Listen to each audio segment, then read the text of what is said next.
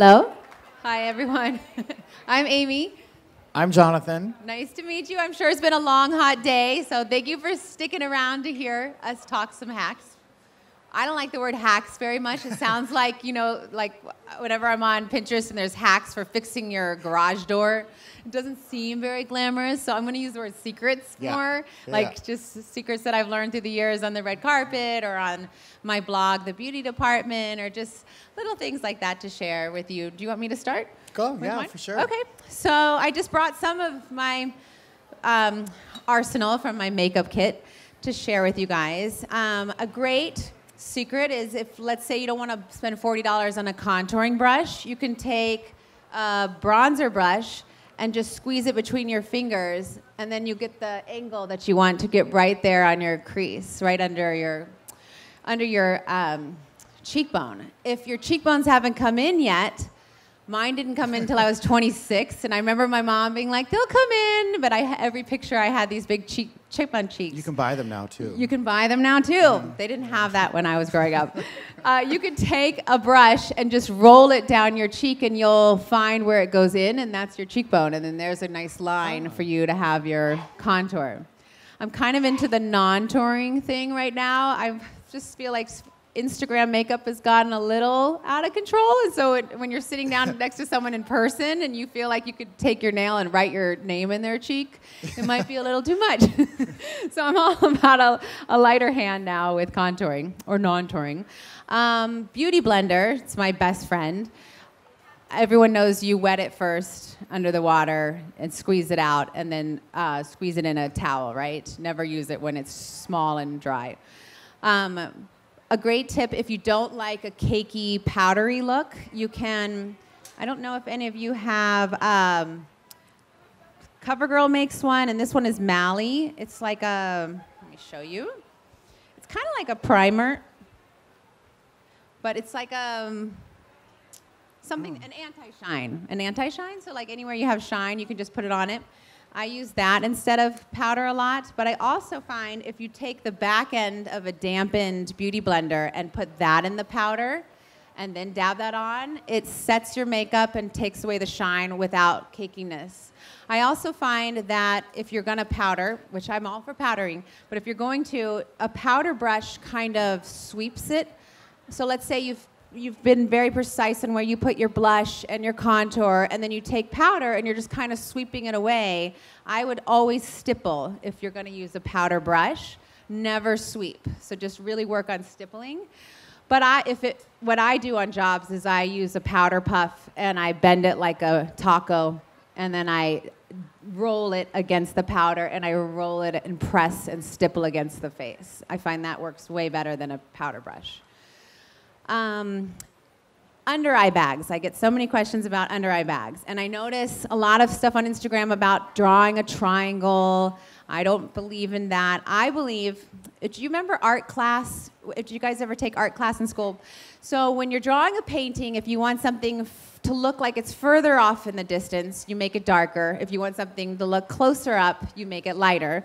So if you have a bag, if you make it lighter, it's going to look the illusion that's even more swollen, if that makes sense. You want to almost push it back a little darker so that it looks more in the distance. Then right under the bag, there's a dark crease. And so you lighten only that little dark crease, which pulls that and gives the illusion that it's pulling it forward at the same length as the bag. So you don't even put anything on the bag. You just work on that crease and lighting that crease, if that makes sense. Yeah. Let's see. Mascara. Mascara cocktailing is big right now, where let's say you love the formula of one, but you love a wand of another. You can swap, most wands fit in other containers, so you can swap your favorite wand with your favorite formula.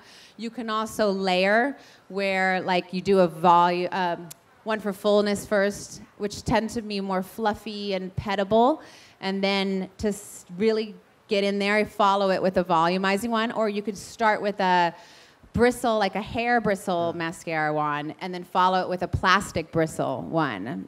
I would find the reverse doesn't work as well, but that's a really good way to layer them together. I also found that, this seems crazy, and if you don't want to do it with your expensive ones, you can start doing it with your drugstore ones. But if you, when you pull it out, you just give it a little bend, you can really get in there and push the product into the lashes. And I find if you take your hand and loop it around like this and grab your lid, then you actually can push it and like really push at the base and get the mascara in there. And I also find if you do 30 strokes per eye, it does a world of difference. I find like when I can just tell that someone just went there and did 4 strokes and then they moved on to something else. And if you just take a second to wrap your arm around, hold your lid, and just go 1, 2, 3, 4, 5, all the way up to 30, it's just a whole nother world of lashes. Something to try if you want to. It's something that I believe is like a little thing that can do a lot. And then the wand, you can just put it right back in. You just bend it right back and put it down. So it's not going to kill it's not going to snap off or kill anything.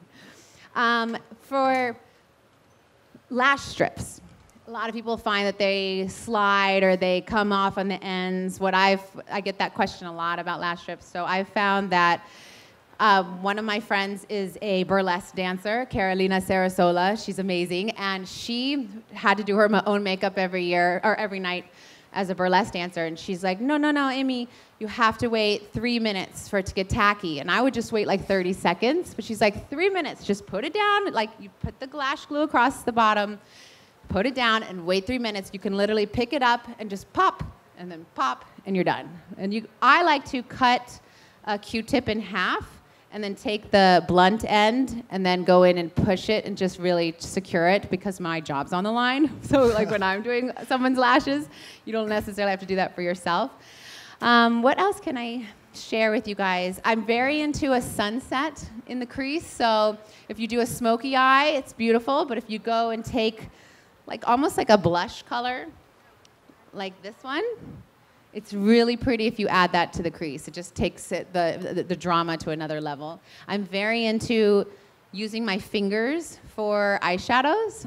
That's because one time I landed in Paris and my brush roll didn't make it, and so I had to just wing it with my fingers, and then I realized my fingers are my best tools because they're warm and you can just like get in there. So with like Tom Ford eyeshadows, I always use my fingers and press. It's just something I like. I find if you guys try it one day, you might be like, oh, that is better than a brush. I find when I work on models, they are no longer into the Instagram stenciled brow. They're very into a feathered brow, and a way that you can achieve that look is take a brow gel and pull these corner hairs inward, and they just kind of like flare up. Mine, I didn't get blessed in the brow department, so I'm not a great model for that, but you just would pull them inward and up and just feather them. And then let the skin behind the hairs show. Like it doesn't need to be all blocked out. I think we're kind of moving away from that very heavy-handed brow. Right. Do you find? Yeah. I think so. More natural. And I love that stuff. This is like my favorite thing in the planet to set makeup or refresh throughout the day. It's Caudalie. It's expensive. It's $50. And they don't send it to me, but I feel like it's worth it, and it lasts a long time, and it's just one of those things. A lot of times, if you want to refresh your makeup, you can spray like 4 pumps in the palm of your hand and soak your beauty blender with it, and then just go in and refresh it that way, or you can just spray it like this. But I kind of like it in my hair. I feel like it would be fine if it got in my hair when I sprayed it. My number one lash advice that I can give you is when you use a lash curler, in school they taught us to walk it out, pinch, pinch, pinch, pinch all the way to the end. I have found that if you pinch it at the base, hold it, invert it, and then pinch it harder, count 3, 2, 1, and release, you just get this whoop, lash. It's just worth that extra thing of just hold it, invert it, pinch it. Text me and let me know, or direct message me and tell me if you think that it is something that changed your life. For me, it's like a game changer, but it also depends on your lashes. Like I don't use a curler. They just have a nice little flare, but there's some of my clients where they have very straight lashes. I can just say, ooh, you're gonna love this trick. And then I show them one in the mirror and they're just like, what? Why did I do that? So you just have to get comfortable using it. Those scare me. I know, they scare a lot of people. Yeah. I had a girl this week who seemed like she treated me like a dentist during that minute, like, and I'm like, I'm not a dentist, I'm just gonna curl your lashes. My biggest thing with chapped lips is to, every time you brush your teeth, brush your lips. So you're like, right before you spit, just close your mouth and get your lips. If you do that twice a day, every time you brush your teeth, you have a baby's bottom on your mouth. If you are with a client or you just went somewhere on a plane for a long time, your lips are really chapped, just take a disposable mascara wand, dip it in your lip balm, and just scrub it off. If you're really into matte lipsticks or liquid lipsticks that are very drying, you can take a makeup primer and put it on your lips first. It just smooths the lines away, and then put the matte lipstick on, and it looks really pretty. It just becomes like this, whoa. You almost feel like I should do this all the time. It's kind of cool. I think that's most of my tips for today. If I think of more during yours, after yours, I'll pop in. Yeah. Okay. Cool. All right. My name is Jonathan, and I am envious of makeup because I don't know how to do makeup. I do hair. So I always like to hear people's tips. But I think what I hear the most, especially with the weather being so hot right now, is how do I prolong a blow dry? How do I go 3 days, 4 days without looking like it's 3 days and 4 days? Tip 1, invest in a really good dry shampoo, because that will be your best friend. If your hair is not 97% dry shampoo by day 4, you're doing it wrong. Honestly. So a couple of my favorite dry shampoos are Oribe, just came out with a new dry shampoo. Not the texture spray, because that's a texture spray. They have a new one. It's a dry shampoo from the Lust line. That's one of my favorites. Co. makes one. It's called, what is it called? I forget. Sahara Desert or something like that. There's a picture of a desert on it. That one actually will clean the hair. And then another favorite is by Jen Atkins' line, which is a fantastic dry shampoo. And it actually cleans the hair. Those are my top 3. So what I would do is invest maybe a good 30 minutes to style your hair every week. Do your curls, flat irons, however you guys want to do it.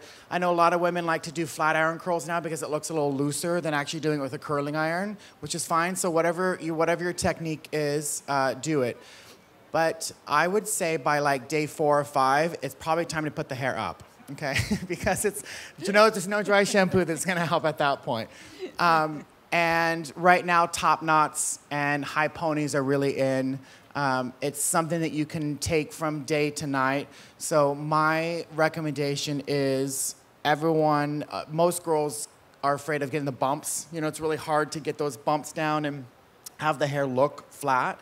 So I suggest taking the hair in 2 different pieces. So from the front of the ear to about where the pony's gonna sit is gonna be your first section, and then the next section is just hanging down.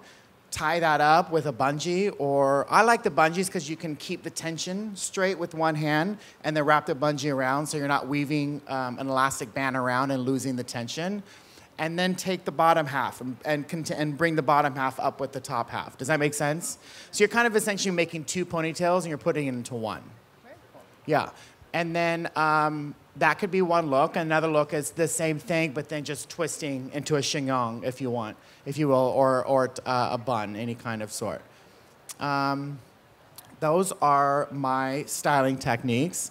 I feel like there's never any tricks. There's always little things that we kind of like cheat with hair because it's one of those situations that it's fine, it just needs to look a little bit better. So some women get those little, I hate saying bald ends, but on the side where it doesn't fill in quite and you're just, you need to look a little bit fuller.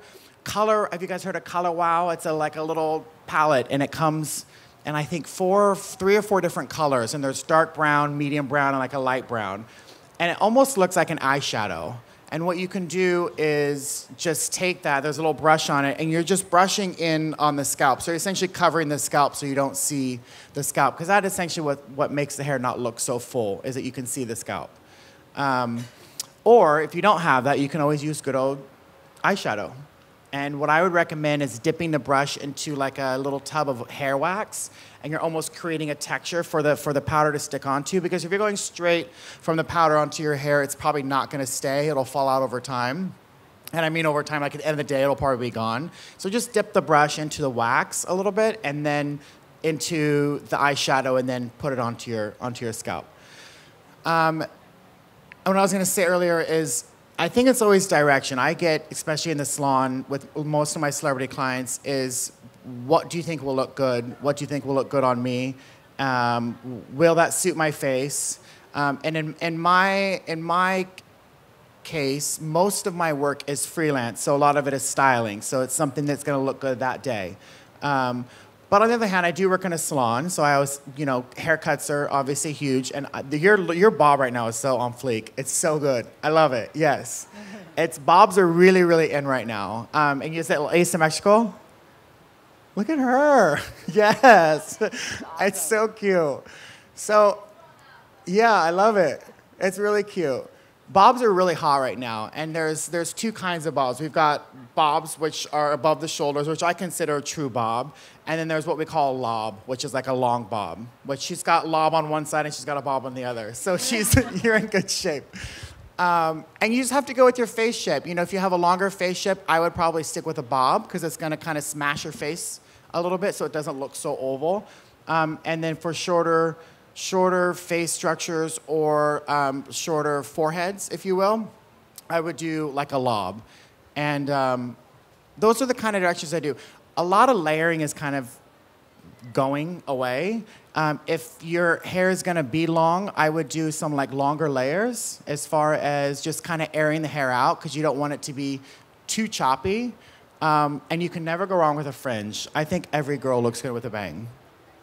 I know some are like, no, I don't. It doesn't work for me.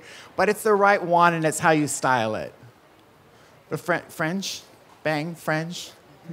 I know. I was trained by a British guy, so he always said fringe. If I said bang, it meant something else. So, did you have a question? Hi. I've had a hair complex for a while. Yeah.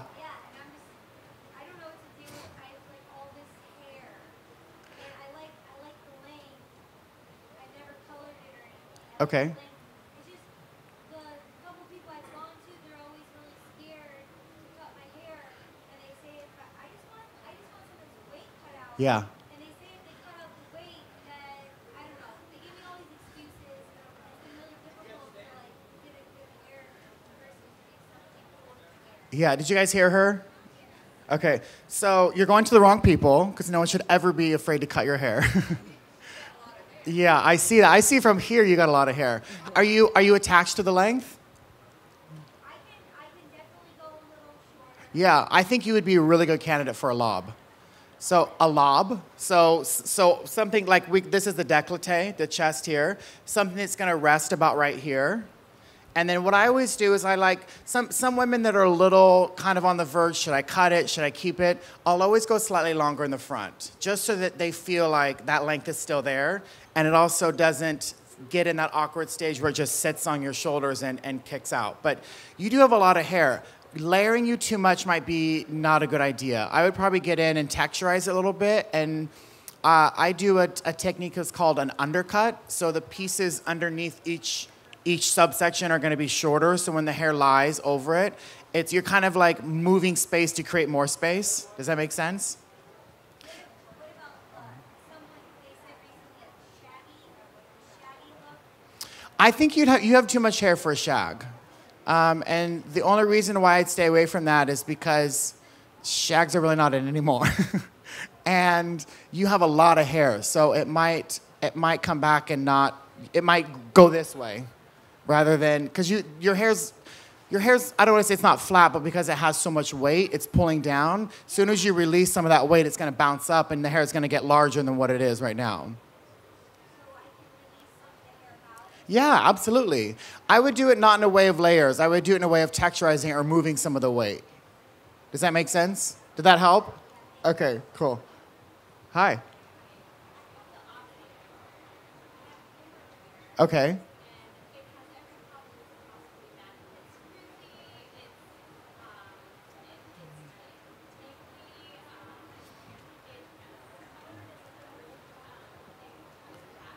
Okay.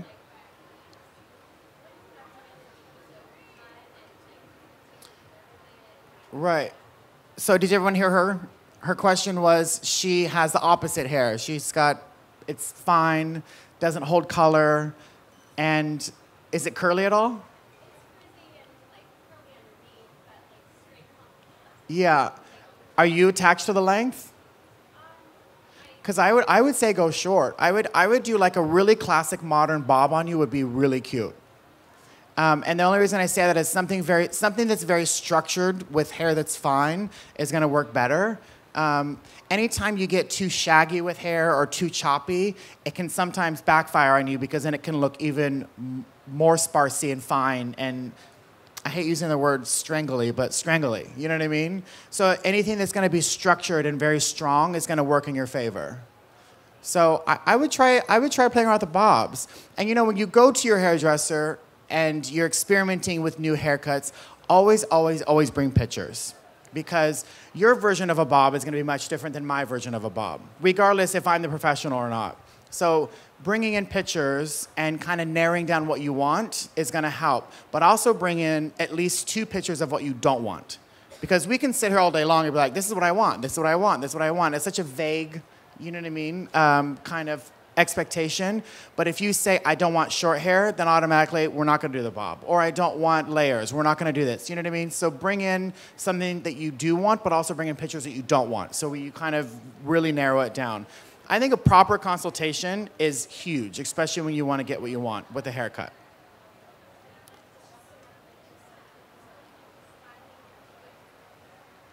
Styling and treatment for the hair. I mean, are you good with curling irons and flat irons? No. Are you good with blow drying?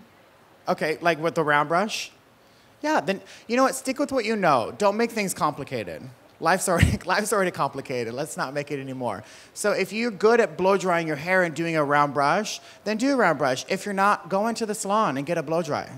Do you know what I mean? I would never tell anyone to do something, or I would never give someone something that they can't recreate at home, because then I've failed. Do you know what I mean? So if I give you a haircut that you're not managing to cut, then I let you down almost. And every time I get a new client, I always follow up with them a week later, and I'm like, how's the haircut going? Are you styling it okay?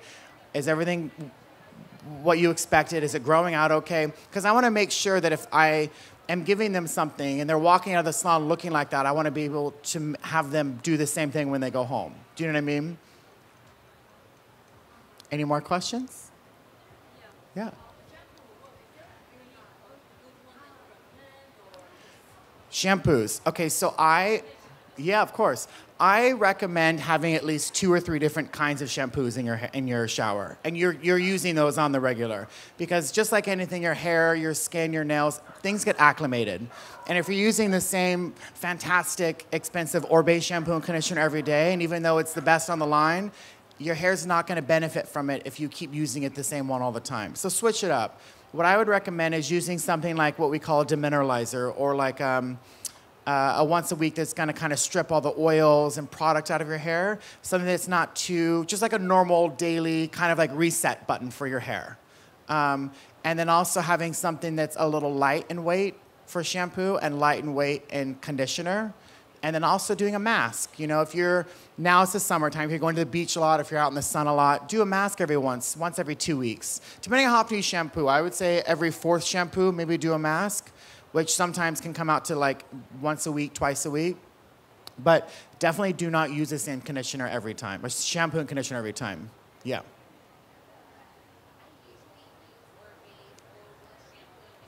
Okay. Yeah, it's brand new. Yeah.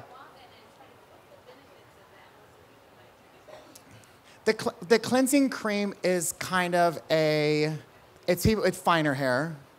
With your hair texture, I probably would stay away from it. It's not going to clean it as much. But how often do you shampoo? Not very often, no?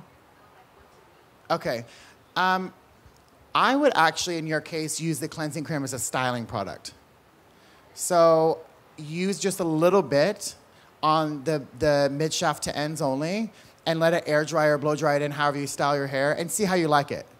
Yeah, because what it's going to do is it's going to offer the benefits of cleaning your hair a little bit, but it's not going to completely clean it like a normal shampoo and conditioner would.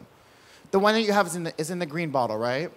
It just came out, so I'm not too familiar with it, but I know that I did have a client that used it as a styling product by mistake, and she was like, oh, I love, yeah. So I guess it's just trial and error. Everyone's different, you know? Yeah.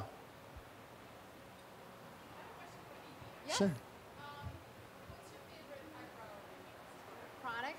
I like an ultra fine pencil. Oh, thank you. Sorry. I like an ultra fine pencil. I used to love like the Hourglass, you know, I think it's called like Tech something. Anyways, a lot of times there's two things I like. I like either a pencil that is super, super fine, like Dior's Universal Taupe. It's called Dior Fine Brow Pencil in Universal Taupe, and I think you can draw little hairs. It's kind of nice to, instead of shading, just like flick a bunch of little hairs and where you don't have them, and it looks more natural. Or Hourglass has, it's something Tech, but it's a flat head that's almost rectangular, and that's more for shading. But the tip of one part of the head is very pointy, so you could still draw little hairs with that point as well. But it's just harder to keep it sharp, and so I prefer the ultra fine one mostly. Okay, so don't make it weird, but I had headshots done not long ago, and the makeup artist on set filled in my eyebrows. Yeah. And I typically normally like, I got good eyebrows, like, leave them alone. And they're like, no, just trust me. And he did, and I was like, what is this? And he actually gave it to me, and it was the Benefit. Oh, the Benefit one. The silver one with the brush on it. Nice. I'm upset. There I am at home now, filling in my eyebrows. I'm like, great, created a monster. I actually had mine microbladed 2 years ago. I don't know if you guys have done that yet, but I highly suggest that. It's where it's like a tattoo without the zzz. She just takes a razor blade. She does numbing cream first, and she dips it in like a vegetable oil-based color. And then she just draws little hairs with the razor blade, and you don't feel anything. But it was pretty cool. But they said it was supposed to last a year, and it only lasted 6 months. And so it's like, and it's really expensive. I went to, it was like $450, and now I think she's $750. So it's kind of expensive for something that doesn't last as long. But I have to say, when the next morning when I got out of the shower, and when I'm not used to seeing myself with brows, I was just like squealed. Like, is this what everybody else feels like to have brows? It was very cool. If you're a hot mess, but you got eyebrows, I know. you get away with it. I know. It's There's so nothing true. better than good eyebrows. Yeah. And my eyelashes are naturally white, so I never have that look of someone with black lashes in the pool where they're all wet. Yeah, good eyebrows and a good pony. I know. Good pony. I love a girl in a good pony. There is nothing, I think nothing sexier, nothing cuter than a girl in a pony. It's just classic. Yeah. There's so many different ways you can do it. You can do it really tight, or you can have, some hair coming down, some pieces coming down. But like, hair is an accessory you wear every day. Yeah. So it's, I think we put too much emphasis on it. Like, what does it look good all the time? It's not supposed to be perfect, but also play around with it too. Try experiment other things. Also experiment with extensions.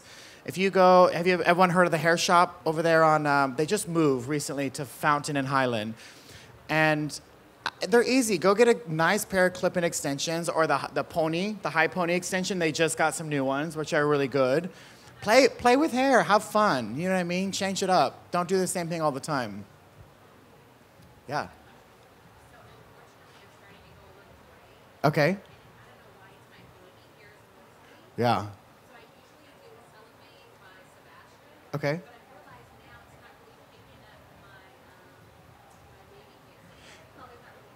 Right. Yeah. Are you doing it yourself, or are you bringing it to the salon? Yeah. Yeah.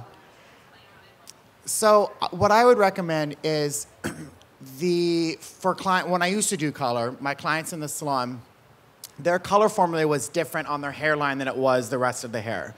Because the hair on the hairline sees the environment more, just like it is on top of here. It's a little more resistant, especially if you have gray. Why? I have no idea. But that's just how it is. So normally what you do is you use like a in-series or like a gray coverage series in the line, and you use about a 20 volume to cover it. I would drop it down to 10 volume around the hairline and see if that helps. So does it come with a developer?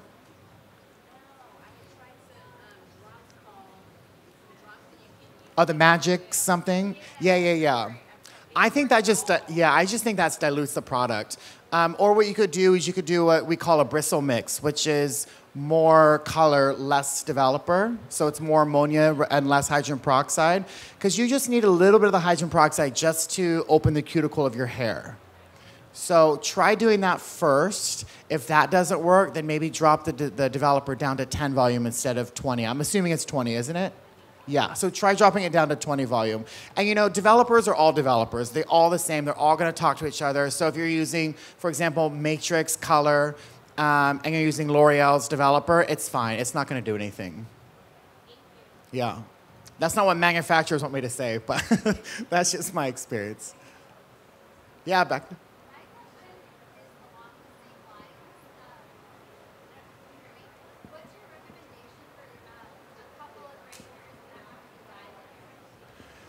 So covering a couple gray hairs without dyeing the hair. So we have what's called a semi-permanent, demi-permanent, and then a permanent.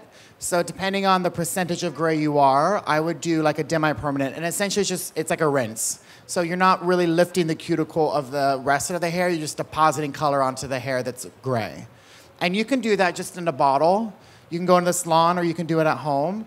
I would say go to the salon. I never advise anyone doing their own hair at home.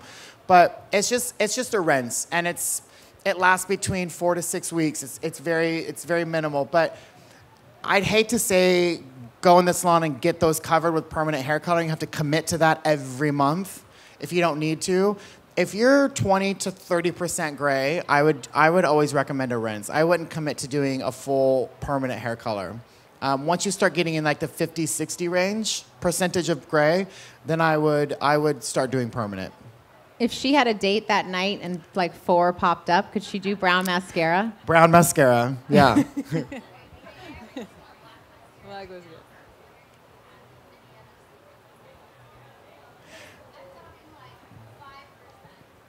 So you're left, okay. You know, they do make dry shampoos that are colored. And Bumble & Bumble makes a couple of them. Although they keep making really good shit and then taking it away. I don't know why they do that. MAC does the same thing all the time. They're like, here's a good product, we're gonna tease you and take it away. But Bumble & Bumble does, and you can get it anywhere, really. You can get online. They sell it at Namie's. I don't know if you go to Namie's in the Valley, which is like Target for hairdressers. They have a blondish, which is technically a light brown, a brown, and then a black. And if you want to just give a quick squirt with that, I would say that. Or the Rita Hazan makes one.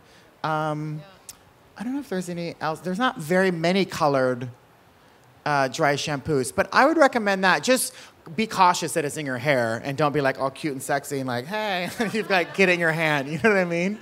So that would be a quick fix. If not, yeah, like a mascara. Color Wow makes a really good mascara as well, rather than being a color actual mascara. Yeah, I'm trying to think if there was another one.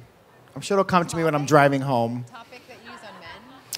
Yeah, I think that's more of a men thing. That's just she said Topic. Topic is a good one, but it's, the delivery system is a little janky. Yeah, I think it's more for balding. Yeah, yeah. It's actually for like covering baldness. Sorry. I wouldn't go there. Excuse me.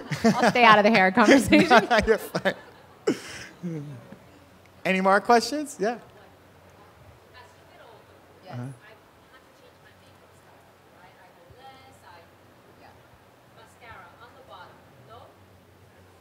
I mean, if it stays, if you're not a runner, then yes. It's very flirty. No, it's still very flirty. You could do mascara on the bottom as long as you want to. My biggest thing is switching to like a tinted moisturizer instead of a foundation, and then taking a long wear foundation and just going back in where you have redness or darkness, but don't do the long wear foundation all over your face. It's just gonna go into your creases and make you look 10 years older. But some places where you need coverage, you can go back and just hit those places with it.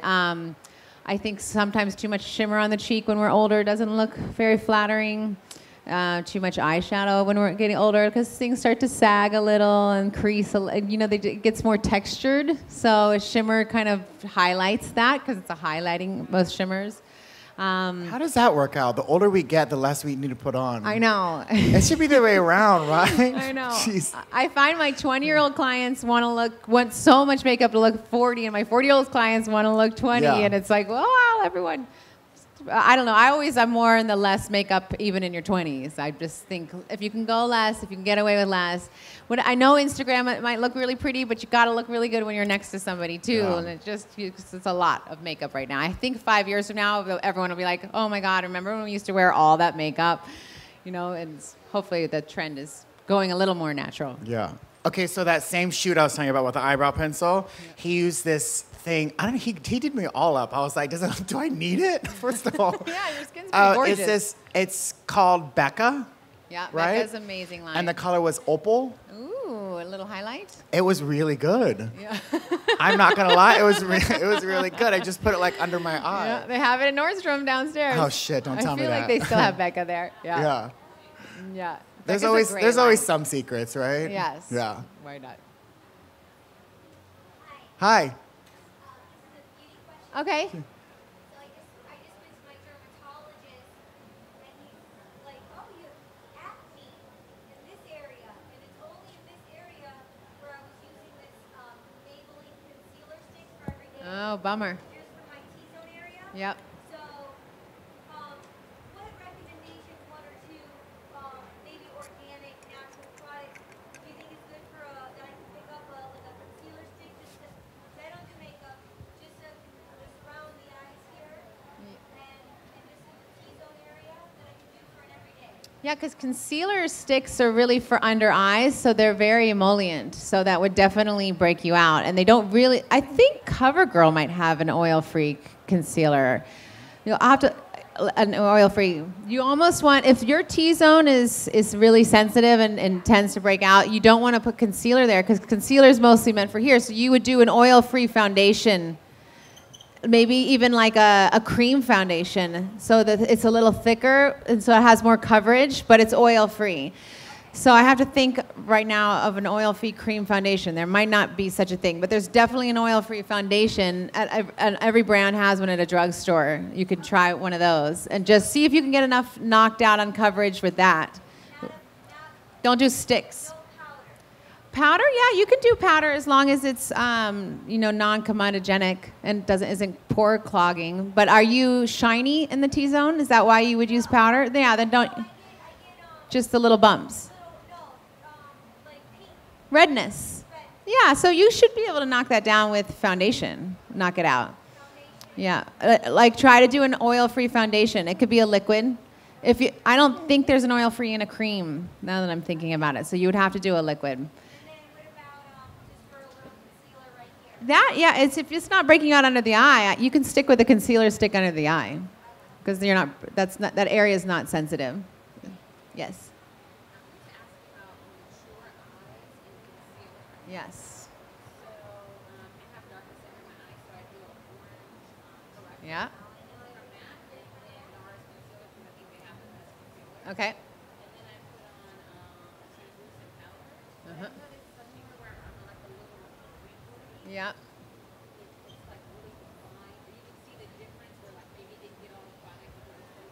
Yeah. I would,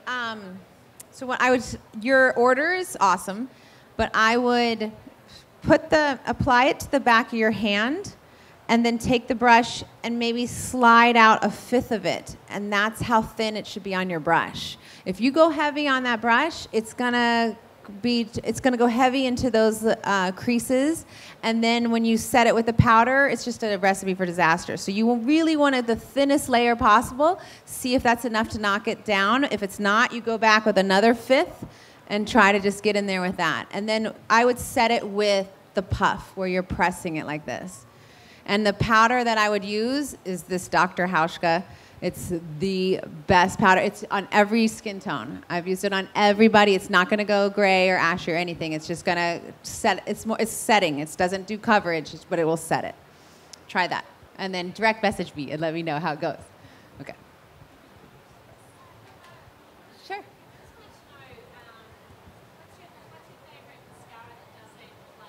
That doesn't flake. I love As far as department stores, Charlotte Tilbury, full fat lashes. It hasn't flaked on any of my clients. And as far as drugstore, I like Maybelline full and soft. It's very random. My client Lauren Conrad taught me about it like 5 years ago because she also likes a very petable lash. That you know how like if your boyfriend is sitting next to you watching TV and you go to run your fingers through his hair and it's like spiky gel and you're like, that's not nice. You kind of want your lashes to be flirty and feathery too and not all just like spiky and stiff. And so full and soft, because of her, I've been using it and love it. We have a 5-minute wrap-up sign that just came up. Anybody? We'll just take a couple more questions. In the blue in the back, sorry. Okay.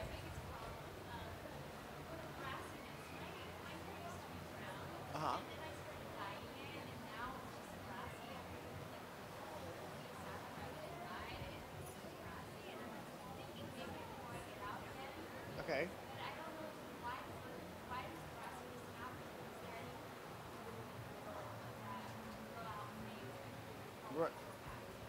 So her question was, how do you prevent brassiness happening from coloring your hair or just environmental? So there could be a couple elements. Is it look good when you leave the salon? Okay, and then usually like a week later? So unfortunately, I mean, fortunately and unfortunately, we have this beautiful sun here in Los Angeles, but it does take a toll on your hair. So they do make a couple of hair products that do have SPFs in them. The ones that are a little bit more feasible are hairsprays because the delivery system is a little bit easier. You're not having to put an extra oil or cream into the hair. But also, get a color support shampoo and conditioner. So you would use a cool brown shampoo and conditioner, and it actually is kind of a green color. I know it may be a little alarming, but what that will do is counteract the unwanted color that's happening in your hair. And they must be used together because the shampoo kind of preps the hair for the conditioner because you're going to get the deposit with the conditioner, not the shampoo. So I would do like a cool brown shampoo conditioner. Bumble and Bumble makes one, and so does Arnco. But also, you know, it's okay to go back into the salon and just get a gloss, you know, just to kind of refresh your hair. And we get clients that do it all the time. And you shouldn't be paying more than $50 for a gloss. So just go in and just tell your hairdresser, you know, my hair's kind of brass a little bit, or even maybe have your colorist change his formula a bit. You know, maybe cancel out of the warm and just use a straight ash on you instead of, because it seems like you're going to turn ash or you're going to turn warm regardless. So kind of stepping up the ash game would help that prolong it. Yeah. Yeah.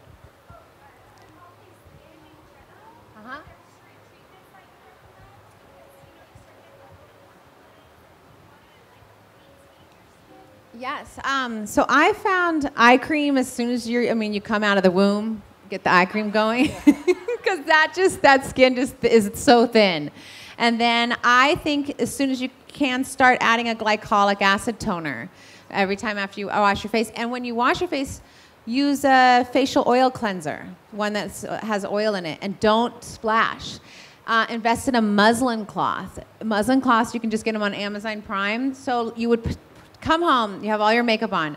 You would pump the oil cleanser in your fist, go all on your dry skin. You don't wet your skin first. You just get right over that mascara, over the lipstick, over the foundation. Then you put the muslin cloth, wrap it around your hand, put it under the warm water, bring it to your face, take it back into the water, bring it to your face, put it back into the water, bring it to your eyes, put it back in the water, bring it to your lips, and that's how you wash your face. You don't sit there and splash it. And there's something about the muslin cloth is very exfoliating, and the oil and the hot water, you'll just, for the next 4 days, you'll be like, why is everyone complimenting my skin? Like, just something really beautiful happens. Like, switch to an oil cleanser, just start getting more emollient. But then follow it with a glycolic acid toner, and your skin will just start regenerating and start growing, making its own collagen and stuff. Yeah, Duralogica makes a good one. Yeah. I think it's called Pre-Cleanse. Yeah, I think so too. It's amazing. Yeah, it's amazing. I'm a Oil skin cleanser. I've got so much skin products in my cabinet. It's ridiculous. And that's why your skin's so good. Hopefully, I'm yeah, you gotta take care of myself. it. Yeah, your skin looks good. Thank you. Thank you guys for coming out to our breakout session at the end of the day. So sweet of you. I know, nice hung to in see there. you It's all. warm. Yeah.